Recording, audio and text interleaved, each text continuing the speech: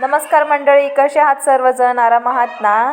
तर आता आज आपण अगदी नवीन रेसिपी बनवणार आहोत आणि तुम्ही इकडे बघत आहात. आता तुम्ही म्हणाल की ही कोणती आहे रेसिपी?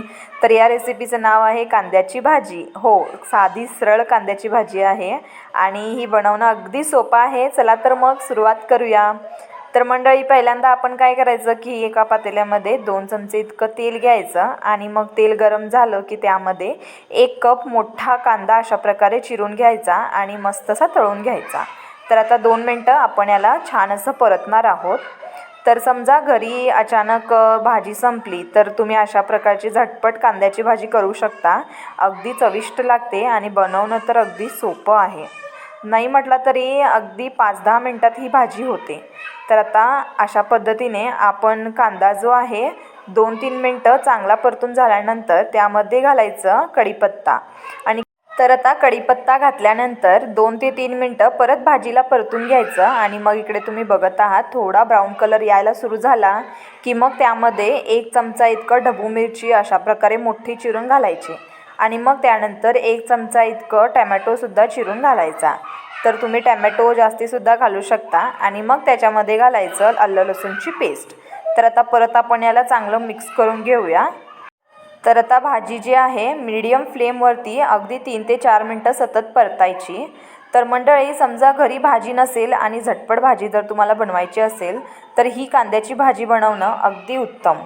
तर मी काय करते, अशा प्रकारची भाजीच बनवते आणि अक्षरशः काल माझ्याकडे भाजी संपली. म्हटलं कोणती भाजी बनवूया, तर मग विचार आला की चला कांद्याची भाजी आहेच. तर आता मी यामध्ये घातले 1 चमचा लाल मिरची पूड आणि चवीपुरतं मीठ आणि अगदी चिमूटभर अशी हळद.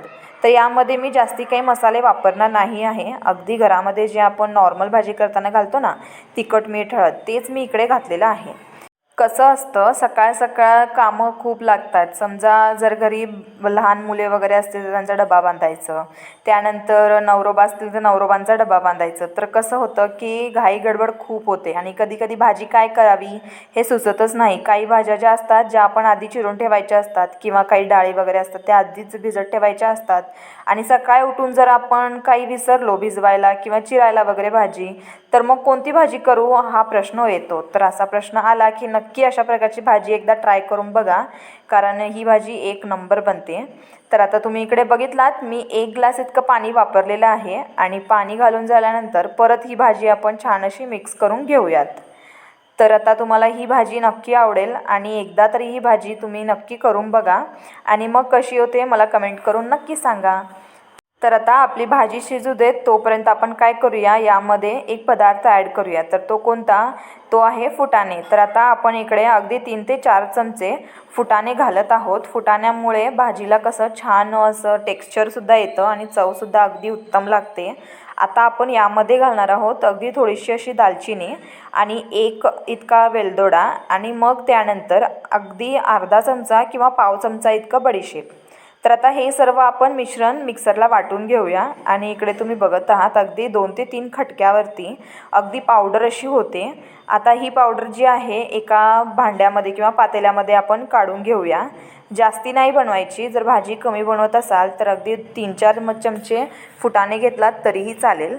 तर आता अशा प्रकारे ही पावडर जी आहे साईडला काढून घ्यायची आणि मग त्यामध्ये 1 ग्लास इतकं पाणी घालायचं. 1 ग्लास म्हणजे 1 ग्लास घेतलेला आहे, पण थोडं थोडं असं मिक्स करायचं. अगदी पातळ असं झालं पाहिजे. तर आता इकडे तुम्ही बघत आहात अशा प्रकारे आपण ही जी पूड आहे त्याची एकदम पेस्ट अशी करून घेतलेली आहे किंवा पातळ पाणीसुद्धा म्हणू शकता. तर आता अशा प्रकारे मिक्स करून झाल्यानंतर आता तोपर्यंत मसाला करून घेईपर्यंत आपली भाजीसुद्धा शिजते छान अशी आणि मग भाजी शिजली की त्यामध्ये आपण घालणार आहोत हे फुटाण्यांचं पाणी. तर आता हे जे आपण फुटाण्यांचं मिश्रण करून घालणार आहोत ना, त्यामुळे काय होतं भाजीला असं छान जाडसर असं टेक्स्चर येतं आणि थोडी अशी चिपचिपी भाजी होते आणि खायला अगदी गोड लागते. तर आता मीडियम फ्लेमवरतीच आपण याला परतून घेऊयात. भाजी तर शिजलेली आहे, अगदी जास्ती नाही शिजवायची. अगदी 60 to 70% इतकीच शिजवायची. आणि जर टेक्स्चर तुम्ही चेक करा, जर जाड वाटत असेल तर त्यामध्ये परत थोडंसं पाणी तुम्ही घालू शकता. तर आता इकडे मी सुद्धा अगदी अर्धा ग्लास इतकं पाणी घातलेलं आहे. आणि मग शेवटी काय करायची, कोथिंबीर भरपूर सारी चिरायची आणि यावरती अशाप्रमाणे घालायची आणि परत सतत परतून घ्यायचं आणि मग गॅसचं फ्लेम बंद करायचं. तर आता इकडे तुम्ही बघत आहात अगदी छान अशी भाजी तयार झालेली आहे. तर आता ही भाजी जी आहे तुम्ही चपातीसोबत खाऊ शकता किंवा भाकरीसोबतसुद्धा खाऊ शकता. तर एकदा ही भाजी नक्की करून बघा, नक्की आवडेल तुम्हाला. तर मी ही भाजी सहसा भाकरीसोबतच खाते. म्हटलं भाकरीसोबतच दाखवूया मग, कारण जास्त करून ही भाजी जी आहे चपातीसोबत खातात, पण भाकरीसोबतसुद्धा खाल्ला तर काही हरकत नाही किंवा पुरीसोबतसुद्धा खाऊ शकता. तर आता तुम्ही बघितलात कांद्याची भाजी बनवणं किती सोपं आहे. तर एकदा तुम्ही घरी नक्की करून बघा, आवडेल तुम्हालासुद्धा आणि घरच्यांनासुद्धा. तर चला, आता तुम्हाला आमचा व्हिडिओ आवडला असेल तर नक्की लाईक करा आणि आमच्या चॅनलला अजून सबस्क्राईब केला नसेल तर नक्की सबस्क्राईब करा. आणि हो, तिघांना नक्की शेअर करा आणि त्या तिघांना सांगा की अजून तिघांना शेअर करायला. तर भेटू आपण पुन्हा अशाच एका नवीन रेसिपीसोबत. तोपर्यंत स्वादिष्ट जेवण बनवत राहा आणि प्रवासाचा आनंद घेत राहा. धन्यवाद.